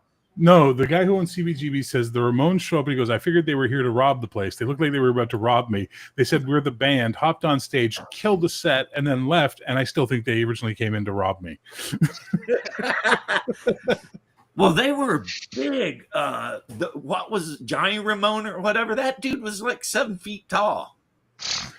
The lead singer? Joey Ramone. Joey, yeah. And he had to take lots of meds because he was diagnosed schizophrenic. I believe it. Yeah. That guy was, to this day, and I know it's stupid, but a guilty pleasure Ramones song for me is Pet Cemetery. I don't want to be buried in a pet cemetery. For me, it's always going to be, I mean, Blitzkrieg Bop, obviously. Everybody loves that. Yeah, but I'm talking about a song that most people would be like, you like that? And it's like a guilty pleasure Ramones song. The KKK took my baby away. I was going to say, That I was gonna say, can you guess what my favorite Ramones song is? It's KKK Took My Baby Away. I Want to Live is one of my favorite songs by them. Nice. You know, it starts out with the whole, and he's like talking about, as I loaded my pistol, a fine German still. I never thought I'd something eating my last meal or whatever. I'd have to read. Yeah, like when we were heavy into the like goth scene, we were listening to like punk bands, 9 Inch Nails, which is definitely industrial. There's no goth about 9 Inch Nails. I mean, if you listen to Downward Spiral, that is industrial rock. You know, Christ, I'm just looking at it right now. Joey died in 2001. Johnny died in 2004. Dee Dee died in 2002. Tommy is still around. Nope, died in 2014. Marky Ramone is still around. Richie Ramone still alive. Elvis Ramone died in 2025. And CJ Ramone is still around. Jesus Christ, a lot of them died. Well, yeah, I do remember being really sad. Like Hungar's favorite band in the world was the Ramones. Really? And he and I used to argue all the time about who invented punk, the Ramones or the Clash. And which we're probably both wrong. Is probably some band we don't even know about. But anyway, I remember he was pretty broke up when the guy you just mentioned died. He was pretty broke up about it. I can believe it. For me, whichever one it was that died of that cancer. I don't remember which one that is. But Sheena's a punk rocker is a great song. Which one? Sheena is a punk rocker. Sheena is. Exactly. Yeah. Rockaway Beach isn't bad. I'm Gonna Be Sedated, of course, is the best. Rock and Roll High School, pretty damn good. Rock and Roll High School. Well, because they wanted all of their songs to be like 2 minutes or less. And it's all like a fucking 4-chord progression. Yeah, they 6 chords. I had heard that they were a response to like the power ballads that were like 7 or 8 minutes long. All punk rock was a response to prog rock, specifically the asshole with the talking guitar. Do you do Frampton? Frampton was the fucking final straw for these guys. They were just like, fuck this guy. So a lot of them just started making noise because they fucking hated Frampton and they hated prog rock. I don't know if it's true, Bear, but I heard the way Glenn Danzig become the lead singer of Misfits, Saw Win, and all that shit was they were driving down the street and he had a white t-shirt on that said, I hate Led Zeppelin in marker. And they just saw him and they're like, pulled over and they're like, hey man, you want to be in a band? And he's like, sure. That's kind of because they were just Danzig's like over the Glenn Danzig is an asshole. Like if you've ever read any of the stories about him, he's just an asshole. I've heard that. I've heard that he's had like a whole mall shut down so he could go into comic shops and look for Mighty Mouse comics. Apparently, he also has this thing where, like, if someone shows up at a record signing with a bootleg, anything, he tries to seize it from them and accuses them of stealing money from them and all that kind of shit. Well, it's like, shut up, you're a millionaire. Yeah, exactly. That's why I like Henry Rollins. I may not think Black Flag is the greatest band that ever existed, or even a lot of Henry Rollins solo stuff, but every time I see Henry Rollins talk, I'm like, ah, damn, this guy's smart. You know, he is the smartest, completely mentally insane dude you'll ever like see. Oh my god! Because he is completely mentally insane. Like I've seen interviews where he talked about all of his diagnoses. Oh yeah. And it's plus just he snapped. like, after his friend got murdered on his front yard at the house, he snapped. You know, something inside him broke. My favorite song by Henry Rollins is "I Am a Liar."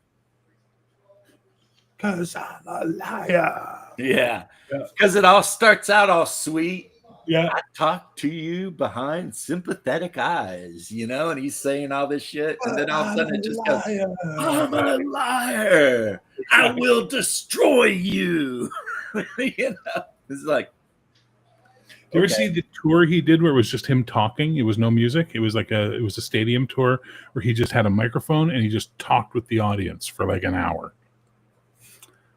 It's good.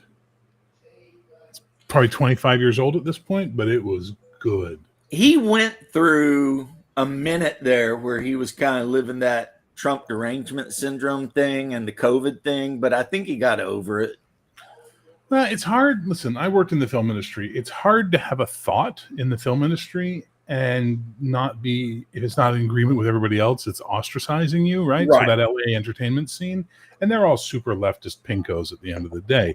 Hence why I love following James Woods on Twitter, because when I occasionally log into my X account just for fun, there's some James Wood fucking burning seer on the left out there, and I'm like, thank you, James Woods, for listening. James Woods follows me on Twitter. Oh wow, nice. Yeah, I don't know why. I just remember logging in one day and it was like, James Woods is following you. I was like, I must have said something that he thought was really funny. And unfortunately, I'm sure I've let him down since then because I haven't been on Twitter in months and months and months. Because I basically quit Twitter shortly after, and I didn't quit. I just got like uninterested in it. You know what I mean? Shortly after the whole fiasco with John, when he got accused of being a Yahtzee and because he talked to Jeffro and all that shit. So that's how far back I just kind of was like, I mean, I went heavy. I told everybody exactly how I felt about their shit. But then I was just like, I gotta go. Catch you later. I was just like, yeah, I'm done. This is stupid shit. I'm not going to argue about it. I literally just opened up my Twitter to the funniest thing I think I've seen in ages, which is Mother of the Year award. And it's this little kid holding up the firecracker and the mother lights it. The kid's like 5 or 6 and it's like a big firework. And then the kid just goes running into the house and just starts shooting off in the house. I saw that. It's this little black kid. Yeah. Like a Roman candle. Yeah. The mom lights it. The kid runs into the house with it. And she's like, no, screaming and running after him. That's not her fault. That is not her fault. Who knew? Well, it's a 6-year-old. Who knew? Well, Come on. Yeah. It's like we say, letting a woman vote is like giving a monkey a pistol, and we haven't done that since the Stalin's massacre of 1988. As the Stanza Zoom massacre of 98. Yeah. So, I mean, you're right. Don't hand 6-year-olds freaking Roman candles. Shit may go wrong. Like, come on. Come on. But it is funny. It is funny. So there's that. Poor lady.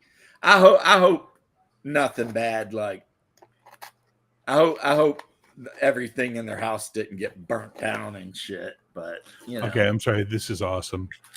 Female post. Male privilege is wearing the same outfit multiple times to events while girls can't wear the same dress twice no matter how cute. Male response. There isn't a single straight man on earth who cares if you wear the same cute dress twice. The negative comments will come from other women. Yep. Don't blame us. Yep, that's a fact. Yep.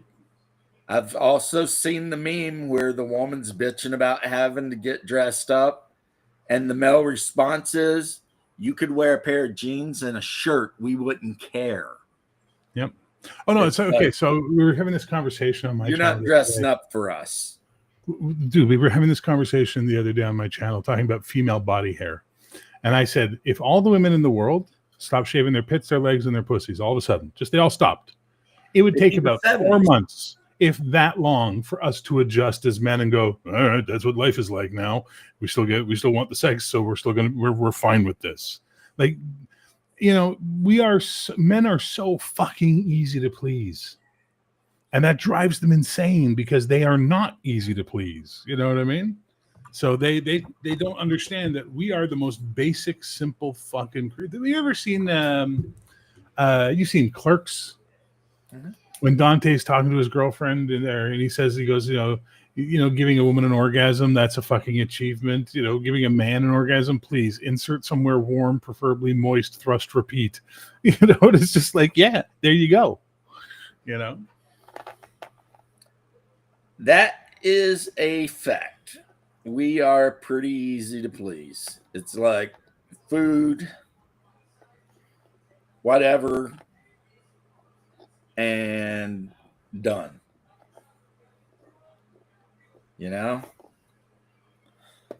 But it's like that saying, Bear, only women understand women and they fucking hate each other. Yep. So it's like when these women all start getting together talking like all this crazy shit, and it's like, don't blame us because we don't understand you and we're just doing the best we can. You're the ones that make everything hard. Yeah, literally sometimes. But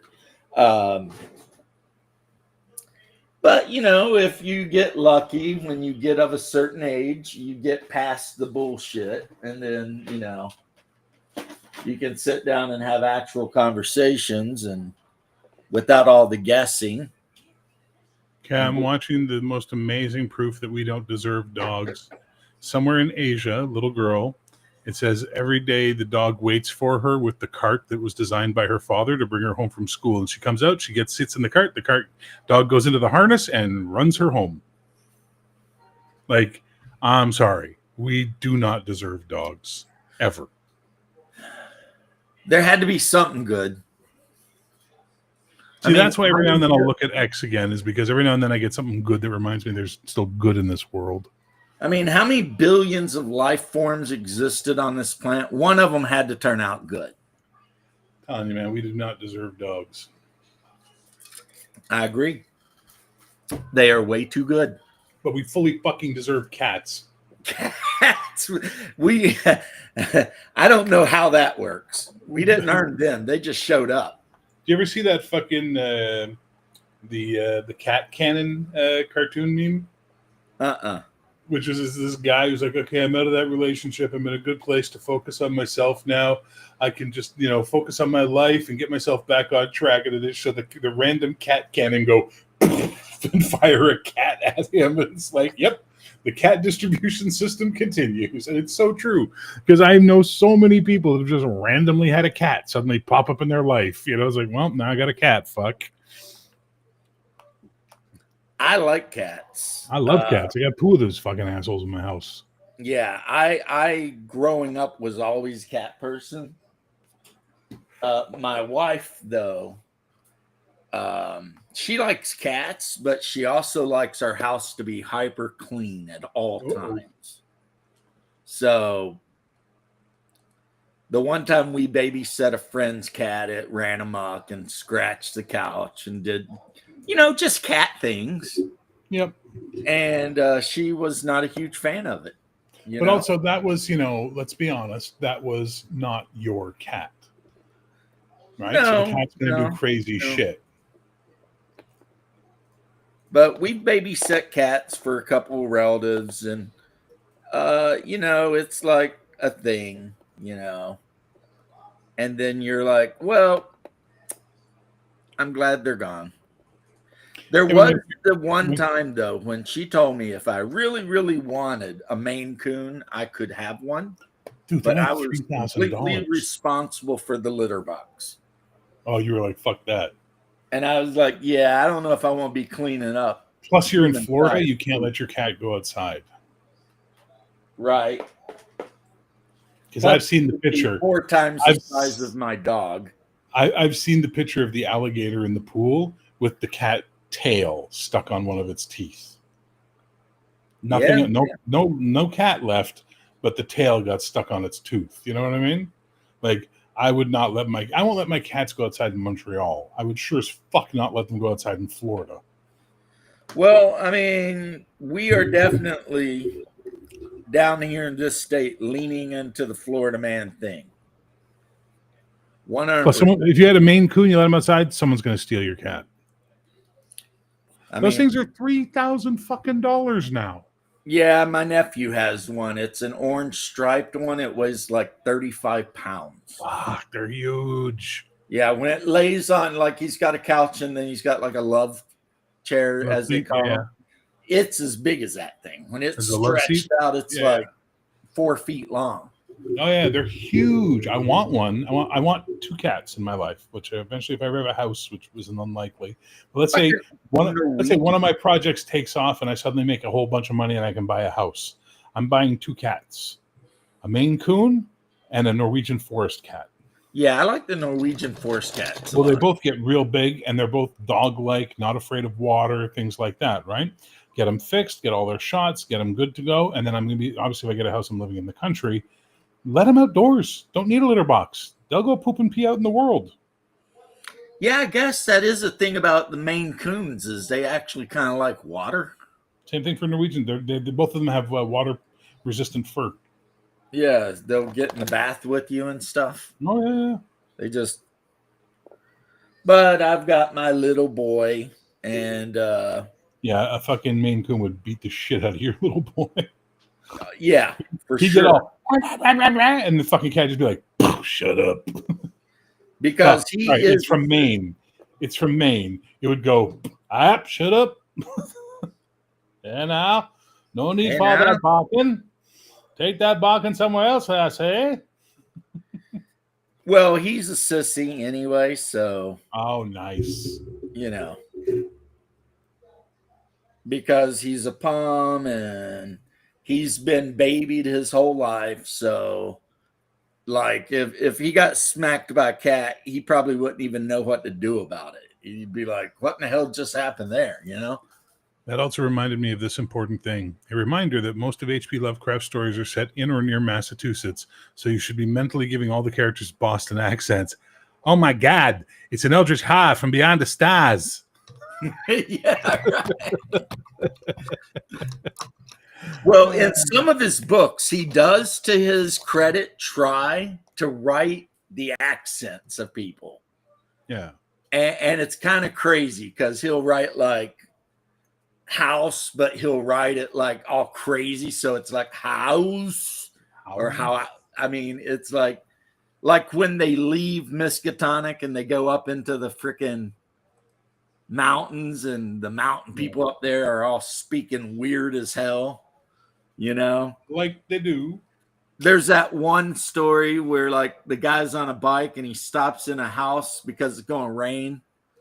And an old man has a book and he's showing him the book. And the old man, when he talks, it's really, really weird. And H.P. Lovecraft spelled it out really weird, right? The accent. And the guy is obsessed with like cannibalism. And there's like woodcut pictures in this book of like markets in Africa, as he calls it, Africa, or Africa, where you see like butcher shops and bits of humans hanging up.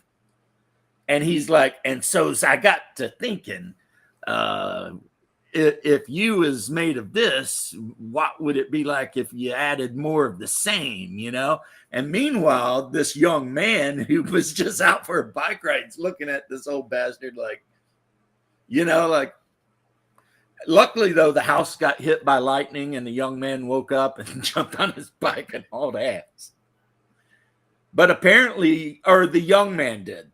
But the old man said he had traded for the book from a captain who had sailed to Africa back in 80 something, right?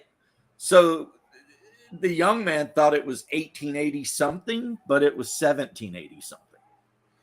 The old man had been alive that long. Yeah, Lovecraft. Due to cannibalism. Yeah, Lovecraft. Guess what I'm not a fan of? Lovecraft. Which is weird because literally almost every kind of horror that exists today is in one way or another based on shit he come up with and his little crew. I appreciate what he did. You have to understand something about me. If there are people who are fans of things that make me not be a fan of it because of who the fuck they are. Okay, yeah. So everyone it's like I knew how was I into was for Lovecraft. the longest time with Rick and Morty. It's like I just hate it. I would tell people, they'd be like, "You like Rick and Morty?" I was like, "I like Rick and Morty, but I hate everyone that likes Rick and Morty." Yeah, and it's like, see, for me in the 80s and 90s, so high school and college, everybody I knew into fucking Lovecraft was a pretentious cunt. Yeah, I don't get that because Lovecraft wasn't pretentious. No, he was an uneducated slob racist who then eventually figured out, racism's bad, okay? I'm gonna date this I Jewish think girl, when he married his Jewish wife, he kind of got over a lot of stuff. Yeah. And also, you and I have both agreed we shouldn't judge people from other eras by our more enlightened standards. No, we should not. But you are right. He never went to school. He was 100% self-educated. Everything he knew was from books in his grandpa's library before they got evicted because his grandpa had put him in debt. His parents were crazy, possibly the dad with syphilis, and ended up killing themselves. I mean, the guy had not a happy life at all. And then he married this lady, and apparently he, being the weirdo, had problems performing. Mm-hmm. And then she decided to move her business to Chicago. And he, being a crazy person, could not be convinced to leave New England. Yeah. So they parted amicably. Yeah. But it was like, and then the guy died in a freaking boarding house eating out of date canned stuff and crackers. Because you realize this is a conversation just you and I are having. Like, there's nobody watching us right now. Yeah, that's okay. I don't care. All right. Just making sure we're ready to end it anyway. Yeah, I just don't watch these videos after the fact. I get comments on them like weeks after the fact. Some are good, some are bad. People will be like one guy during one video where I was wearing my MAGA hat. He's like, "How's it feel to be in a cult?" And I was I remember that. Yeah. I was like, "I'm not 100% sure what you mean. Do you mean Republican? Do you mean Orthodox Christian? Do you mean I play D&D? I mean, there's so many things you could say I'm in a cult over. It's like, you're going to have to help me out here, Can you be a little more I'm not entirely sure what we're doing, but listen, I'm 55 now. I've decided simply this. Yeah, it was your birthday the other day. Happy birthday. Thank you. I've decided I don't give a fuck about people and their thoughts anymore. You don't like me? Too fucking bad. I like me, so fuck you. That's where I'm at. That's how you are. That's how that, like you said, no one's watching. Well, guess who I make these videos for? You. Me and anybody who happens to join. Yeah, and I agree with that 100%. And if someone else likes them, I mean, it's so weird for me. There'll be days when I'll have 20 plus, days when I'll have none. It just, I don't know, depends on the time, the day, whatever I'm bitching about. Yeah.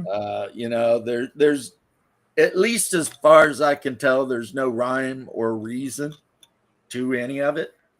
No, it's a very fickle thing, and that's why I've always said if YouTube became my career, remind me to kill myself, because Jesus Christ, I couldn't imagine how stressful it is chasing the algorithm. Like, it just seems like you're constantly second guessing yourself and trying to decipher some ancient Byzantine Voynich manuscript bullshit, trying to figure out how it all works. Like, good luck, man. Good fucking luck. You are not wrong, sir, because I know that there is an algorithm, but I've never looked into exactly how it works or what you do to make it do its thing. And besides that, most of the YouTubers now are saying YouTube's going to die anyway because they're pushing all of the like mainstream news bullshit. Well, they're doing that, plus they're to the top. hypersensitive about what you can talk about now, which is absolutely fucking absurd. You can talk about things. You can't talk about certain topics that can be spoken about on broadcast TV at 1 PM on YouTube. Like Right. there's something disconnected there. You know what I mean? Well, yeah, like when nobody could talk about the coof. Oh Like my if God. you said anything about C19, your ass was done. Yep. And it's like, and they went so far as to literally like ban a doctor who was responsible for the freaking RNA research. You know what I mean? And he said something about it and they banned him. And it's like, you just banned a guy who invented the technology. That, you know, it's like, but yeah, I'm going to see this hoop. I decided to be extra fancy with, and I gave him, camouflage coat.